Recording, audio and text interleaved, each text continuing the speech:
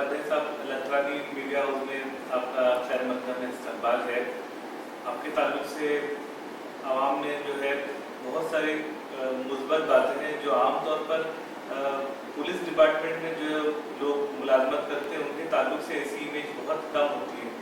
आप बहुत सारी ज़बानों के माहिर हैं और ख़ास तौर पर उर्दू ज़बान से जो है आपकी मोहब्बत वो जग जाहिर है और हिंदुस्तान की गंगा जमनी तहजीब के आप जो है चलते फिरते पैगंबर हैं।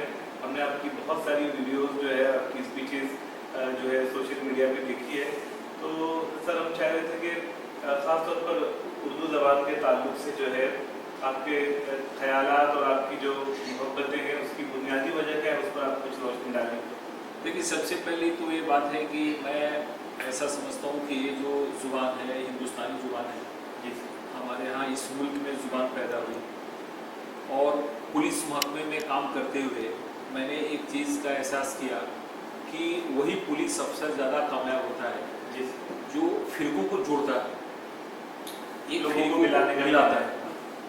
तो मैंने देखा कि जब मैं उर्दू ज़ुबान बोलता था कहीं पे महफिल में या किसी मीटिंग में और उसमें मैं शेर व शायरी करता था, तो जो लोग काफ़ी तनाव में मीटिंग में आते थे कि पुलिस वाले क्या बोलने वाले, पुलिस वालों को सुनना बड़ा मुश्किल काम होता है, वो मीटिंग से उठने का नाम ही नहीं लेते, बोलते थे उपाध्याय साहब और आप दो चार शेर सुना। तो मैंने बोला कि जुबान में कितनी ताकत है, शेर व शायरी में कितनी ताकत है कि जो डर डर के आ रहे हैं पुलिस की मीटिंग में और बोलेंगे पुलिस को झेलना पड़ता है, वो जो है सो उर्दू सुन के जाने का नाम नहीं लेते। और आपको ये बात आप इस पर विश्वास नहीं करेंगे, आपको यकीन नहीं होगा कि बहुत ऐसे गमगीन मौके थे जी सर, या बहुत हसास भरे मौके थे जहाँ पे काफ़ी कशीदगी थी सोसाइटी में, काफ़ी दोनों फिरकों में एक तरह से टेंशन था। वहाँ पे हमने लोगों को बैठा के इस जुबान में बात करके शेर व शायरी करके हमने लोगों के कशीदगी को खत्म किया। क्योंकि समाज में जब टेंशन पैदा होता है तो टेंशन समाज में नहीं होता, वो टेंशन हमारे जहन में होता है, वो जहन का टेंशन फिर समाज में आता है। तो अगर हम जहन को साफ कर देंगे, जहन को रिलैक्स कर देंगे तो मायसरे में जो टेंशन वो खुद खत्म हो जाता है। तो इस हिसाब से हमने देखा कि जुबान में काफ़ी ताकत है, लोगों को जोड़ती है। और कितना से भी कितना ड्राई आदमी उस दुनिया का जो उर्दू समझता हो नहीं समझता हो, उसको अगर उर्दू का अगर अच्छा शेर सुना दें तो आदमी चेहरे मुस्कुराने लगता है। तो सर ऐसा है कि अल्लामा इकबाल का जो बहुत मशहूर जो शेर है, सारे जहाँ से अच्छा हमारे कौमी तरानों में से है कि मजहब नहीं सिखाता आपस में बैर रखना, हिंदी है हम वतन है हिंदुस्तान हमारा। तो मैं समझता हूँ कि हिंदुस्तान की जो गंगा जमनी तहजीब है उसमें उर्दू का जो है बहुत बड़ा अमल दखल रहा है। हम लोग आज भी जाते हैं, हम देखते हैं कि उर्दू गज़ल के जो है उसके शायकीन, उसको पसंद करने वाले जो है जितने मुस्लिम हजरात पाए जाते हैं उससे ज़्यादा हमको टिकट खरीद कर जाकर गज़ल सुनने वाले प्रोग्राम में जो है हमको हमारे गैर मुस्लिम भाई गैर उर्दू बैंड वाले जो है वो ज़्यादा दिखाई देते हैं। सर आपके राय में जो है ऐसी क्या तजवीज़ हो कि इस ज़बान, आर्ट और कल्चर को मीडियम बनाकर जो है ये दोनों फिरकों को और करीब लाया जाए और पैगाम मोहब्बत जो है वो और बढ़ाया जाए? देखिए, सबसे पहले तो मैं ऐसे लोगों से अपील करता हूँ जो लोग कौमी आहंगी के चाहने वाले हैं। आज भी हमारे समाज में, हमारे मुआशरे में, हर एक कौम में, हर एक फिरके में अक्सरियत ऐसे लोगों की है जो हिंदुस्तान का, मुल्क का, समाज का भला चाहते हैं। जी, बहुत कम ऐसे लोग हैं जो लोग फिरका परस्त हैं या फिरका परस्ती के द्वारा अपनी मफाद परस्ती करना चाहते हैं। तो एक ऐसा मंच बने हर एक जगह जहाँ पे ऐसे लोगों को लाया जाए जिसको हम सज्जन शक्ति बोलते हैं, अच्छे लोगों की ताकत। वो क्या है, अच्छे जो लोग हैं वो ज़्यादा हैं तादाद, लेकिन साइलेंट है, वो निष्क्रिय हैं, वो कुछ नहीं कर रहे।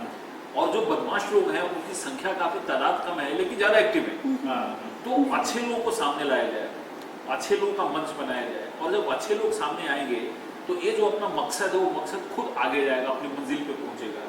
तो ये हमको कोशिश करनी। इसलिए मैंने जहाँ जहाँ काम किया इस टाइप के जो लोग थे, क्योंकि जब लोग सुनते थे कि मैं उर्दू जानता हूँ, शायरी करता हूँ, तो मेरे पास लोग खुद आते थे जी। और बहुत ऐसे मौके थे जिस मौके पे बहुत बड़ी घटना होने वाली थी, वारदात होने वाली थी जी। लेकिन मुझ पर लोगों को इतने यकीन था कि लोग बोला कि साहब आपने कह दिया तो कह दिया, हमारे बच्चे यहाँ पे नहीं आएंगे, कोई नहीं आएगा।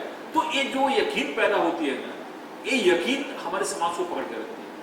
माँ और बच्चे में कितना यकीन होता है, भाई भाई में कितना यकीन होता है, वैसे ही दो फिरकों में, वैसे ही दो कौम में भी, एक समाज में भी यकीन पैदा होनी चाहिए। तो ऐसे लोग जब एक जगह आएंगे तो मुझको लगता है कि एक इस चीज़ को हम आगे ले जाने में कामयाब होंगे। सर, जो लोग फिरका वाराना एजेंडा लेकर चलते हैं और लोगों को बांटने का काम करते हैं, वो लोग आप जानते हैं सर, कोई भी मजहब का मानने वाला हो, मुसलमान मजहब के मामले में ज़्यादा हिस्सास है, सेंसिटिव है।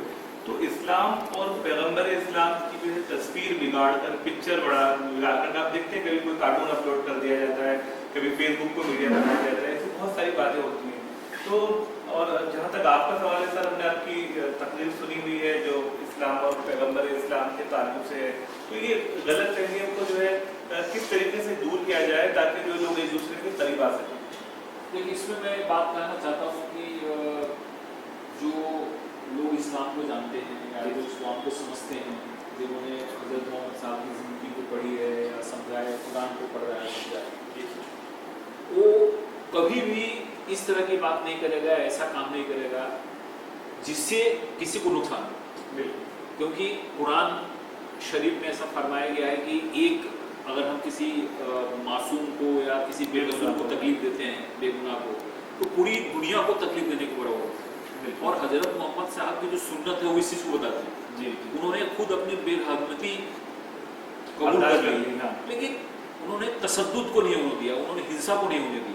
जी, बहुत ऐसे उनके जीवन में, और ये सारी चीजें उनके जीवन फतह मक्का, उसका मैंने जिक्र भी किया है जी। इतनी बड़ी फतह हुई लेकिन एक खून का कतरा भी नहीं बहा। जी, वो चाहते तो सबको कत्ल कर सकते थे, और उस समय वो अपनी ताकत की उरूज पे थे। ऐसा भी नहीं था कि बहुत लोग बोलते हैं चलो कमजोर है इसलिए सह लिया, लेकिन वो वाकया उस समय है कि जब सबसे मजबूत थे, एकदम पीक पर थे। लेकिन फिर भी उन्होंने किसी को कुछ नहीं किया। तो ये जो हमारी सूरत है ये सबके सामने आनी चाहिए। उन्होंने वो बुढ़िया की कहानी है, जो बुढ़िया उनके सर पे कचरा फेंक देती थी, उसका भी जाकर तबीयत उन्हें पूछा। एक बुढ़िया जो उसको गठरी लेके जा रही थी, तो इन्होंने गठरी लिया और बाद में उसने पूछा, क्योंकि वो बुढ़िया को ऐसा लगता था कि ये कोई मोहम्मद है जो जादूगर है, सबको बदल रहा है, वो गाँव छोड़ के जा रही थी। तो हजरत मोहम्मद साहब भी जा रहे थे, तो बोला कि माँ ये दे दो, तुम्हारे सर पे भारी बोझ है, तो गाँव जब मैं तुमको गाँव के बाहर ले जाता हूँ। जब गाँव के बाहर गए तो उन्होंने कहा कि अब ठीक है, मैं तो उसने पूछा कि तुम कौन हो, तो उसने बोला कि मैं मोहम्मद हूँ। बोला कि तो लोग तो झूठी बात बोलते तुम्हारे बारे में, तुम तो इतने अच्छे इंसान हो कि तुमने हमारा बोझ अपने सर पे ले लिया। तो ये सारी चीजें जब हमारे बच्चों के अंदर जाएगी और लोगों के सामने जाएगा तो लोगों को पता चलेगा कि ऐसी बात नहीं। और जो समझते हैं उसको समझते हैं, जो नहीं समझते वो नहीं समझते, और कुछ लोग इसको गलत तरीके से भी पेश करते हैं। तो आप जैसे और समाज में जो अच्छे लोग हैं जो इस चीज़ को समझते हैं, उस चीज़ को सामने लाने की जरूरत है ताकि जो सही पिक्चर है वो लोगों के सामने आ जाए। और हमने तो सर यही पाया है, हम भी बचपन से यही पले बड़े इसी सोसाइटी में, हिंदू समाज में लोगों को एब्जॉर्ब करने की बहुत कैपेसिटी है। शायद दुनिया के किसी मजहब में वो उदारता होगी, वो कुशादगी होगी जो हिंदू समाज में है। और जिस तरीके से तकसीम के बावजूद भी हम अपने आप को जो है यहाँ पर हमारे बाप दादा बाई चॉइस जो है हिंदुस्तान को अपनाया, और हम लोग अपने आप को बहुत यहाँ पर महफूज समझते हैं और खुश भी हैं कि हमारे बाप दादाओं ने जो है वो सही फैसला किया था। और इसी गंगा जमनी तहजीब को और इसी माहौल को किस तरीके से जो है और फरोग दिया जाए ताकि हमारे जो बरदराने वतन में जो है वो एक दूसरे से इख्तलाफात कम हो और एक दूसरे को समझने में जो है अंडरस्टैंडिंग पैदा हो ताकि हम लोग करीब आ सकें। तो उसके लिए आपने बहुत सारी अमली कोशिशें की। शोलापुर में भी जब आप थे, जो कि एक बहुत हिस्सास शहर है और मिली जुली आबादी वाला शहर है, तो मैं चाहूँगा सर कोई आप अपना तजुर्बा शेयर करें कि जहाँ पर आपने जो है हिकमत से जब कोई बहुत बड़ा प्रॉब्लम था और टेंशन था उसको जो है आपने सॉल्व कर दिया। देखिए, मैं जब नाकू ग्रामीण में एसपी था जी, तो वहाँ पे नाकू ग्रामीण एक कामठी करके जगह है, और कामठी भी काफ़ी एक सेंसिटिव जगह है, और वहाँ पे काफ़ी ऐसे वाकयात हो चुके हैं। गोलियाँ भी हर एक साल पुलिस गोलियाँ चलाती थी, लाठियाँ चलाती थी। वहाँ पे जाने के बाद मैंने लोगों से बातचीत की, दोनों फिरके के लोगों से, समाज के लोगों से। बोला कि आप लोग क्यों आपस में लड़ते हैं, आप सब कोई गरीब है, आप भी गरीब वो भी गरीब हो। तो लोगों ने बताया कि साहब हम लोग तो नहीं लड़ते, लेकिन बीच में कुछ घटना होती है, कुछ वाकयात होते हैं और कुछ लोग आके ये कर देते हैं और हमारे यहाँ बच्चों को समझ नहीं आता। तो मतलब क्या क्या कर सकते हैं कि आप लोग ऐसा, बोला साहब ऐसा आप काम करो, हम लोग गरीब बहुत हैं, लेकिन हमारे यहाँ फुटबॉल बहुत लोकप्रिय है। फुटबॉल का जो गेम है हम लोग बहुत उसमें उसको चाहते हैं। तो मैंने वहाँ पे कौमी एकता फुटबॉल टूर्नामेंट शुरू किया वेरी बहुत अच्छे और उसको काफी बड़े पैमाने पे मैंने किया और पूरे विदर्भा की टीम मैंने बुलाई वहाँ पे और कम से कम 4-5 लाख रुपए खर्च किए, बढ़िया इनामात उसमें हमने लोगों के दिए। और कामठी का जो मिलिट्री ग्राउंड है वहाँ पे कामठी का ब्रिगेड है मिलिट्री का, जी उनका ग्राउंड हमने लिया। अब आप यकीन नहीं करेंगे कि फाइनल के दिन कम से कम 25 से 30 हजार लोग मैच को देखने आए बहुत अच्छा। और हिंदू मुस्लिम दोनों एक साथ मिलके खेले, वहाँ पे बैठे थे और इतना उसका अच्छा असर हुआ। मैं 3 साल वहाँ पे ग्रामीण में एसपी रहा, वो पीआई बोलता था कि साहब आपने तो ऐसा कर दिया कि मैं रात भर सोता हूँ आराम से, नहीं तो काफी में 2 रात में नींद ही नहीं आती थी साहब में कब गया होगा। एक पत्थरबाजी तक नहीं हुई, गोली चलाने के बाद छोड़ दीजिए, जी लाठी चलाने, क्योंकि वो फुटबॉल ने सबको जोड़ दिया।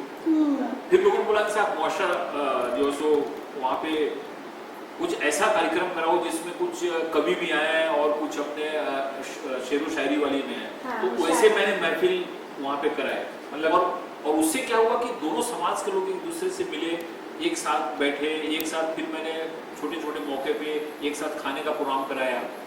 तो क्या हुआ कि जब एक जगह एक मंच पे समाज के लोग बैठते हैं, एक साथ चाय लेते हैं, नाश्ता लेते हैं, बातचीत करते हैं, तो क्या होता है कि अंदर का टेंशन कम होता है। बिल्कुल। तो ये बहुत बड़ी चीज़ है। इसलिए और फिर मैंने गणपति उत्सव जो होता है जी, तो मैंने बोला कि जब ये गणपति का बिरोनुक जो है, जुलूस जो है, जब मुसलमानों के वो गांव से जाता है तो मैं पुलिस वाले को नहीं रखूंगा, आप संभालो, आपका काम है संभालो। वैसे ही जब ईद मिलाद की जयंती, ईद मिलाद जब होता है और जब जुलूस निकलता है, ईद मिलाद मुहर्रम में, तो उधर जाता है तो मुहर्रम में क्या होता है, मुहर्रम में तो बहुत सारे हिंदू भी लोग रहते हैं, लेकिन ईद मिलाद का जब जुलूस, मैंने बोला कि मुस्लिम जुलूस, मैं तो उसमें तो उसका क्या हुआ कि वो खुद खड़े रहते थे, वो बोलते थे भाई आप निकाल लो यहाँ से, वो नारियल लेके सबका। मैंने बोला कि तो आप सत्कार कर दोगे तो इससे कोई फर्क नहीं पड़ता है। बहुत लोग बुलाते थे कि आपको मजहब, मैं बोला कि इसमें मूर्ति पूजा नहीं करनी है, वो आदमी जो जा रहा है उसका जो उत्सव है उसमें आपने उसको नारियल दिया। बिल्कुल। तो उससे क्या हुआ कि पूरा माहौल चेंज हो गया और कहीं भी पुलिस पे जो एक बहुत बड़ा प्रेशर था, एक टेंशन रहता था, वो टेंशन खत्म हो गया। तो सर आपने बहुत अच्छी नज़ीर कायम की और आर्ट, अदब और स्पोर्ट्स को, ये सारी चीज़ें जो एक दूसरे को जोड़ती है, उनसे जोड़कर जो है पॉजिटिव मुस्बत काम किया। और हम जानते हैं सर कि आपके मिजाज में उर्दू शायरी का ज़ौक़ बहुत अच्छा है, तो कुछ अपने पसंद के कुछ अशार जो है ये तो मेरे दिल की बात थी, है मैं खुद कहना चाह रही थी आपसे कि कुछ आप सुनाइए सर। देखिए, कौमी एकता का मैं बहुत बड़ा हामी हूँ जी, और मैं मानता हूँ कि हिंदुस्तान की महफूजियत के लिए कौमी एकता बहुत ज़रूरी है, क्योंकि हिंदुस्तान में जितने भी लोग रहते हैं वो सब हिंदुस्तान के अंग हैं, हिंदुस्तान के शरीर, उसके जिस्म के अलग अलग टुकड़े हैं। तो अगर उतना % अगर वो कमज़ोर होगा तो पूरे हिंदुस्तान कमज़ोर होगा। तो इसलिए इस चीज़ को बढ़ावा दिया जाए। तो एक काश इस मुल्क में ऐसी हवा चले, मंदिर जले तो रंज मुसलमान को भी हो, पामाल हो न पाए मस्जिद की आबरू, या फिक्र मंदिरों के निगहबान को। और एक उनका लगता है मुनव्वर राणा जी का है, काफ़ी अच्छा पसंद उसको आता है, ये सूखे मेवे भी, मेवे होते हैं ना, ये सूखे मेवे भी ये देखकर हैरान हो गए, न जाने कब से नारियल हिंदू और खजूर मुसलमान हो गए। बहुत अच्छे, बहुत और काफ़ी ऐसा है कि मोहब्बत की हो बुनियाद अगर तो अजनबी भी करीब आते हैं, मोहब्बत है एक रूहानी मंजिल जहाँ फरिश्ते भी सर झुकाते हैं। तो एक कौमी एक ज़हती और मोहब्बत, ये दोनों चीज़ हमें ज़रूरत है हिंदुस्तान में। हमको डेवलपमेंट तो चाहिए, तरक्की चाहिए, लेकिन अगर अमन ना हो तो तरक्की नहीं होगी, और अगर तरक्की हमने कर ली और अमन नहीं रहा तो फिर वो तरक्की का भी कोई मायना नहीं है। तो इसलिए तरक्की भी हो और हमारे समाज में एक ज़हती भी हो, कौमी आहंगी भी हो, हम एक दूसरे से रहें, एक दूसरे को समझें, एक दूसरे का अदब करें, ये सबसे बड़ी चीज़ है आज के हमारे समाज की ज़रूरत है। ऐसा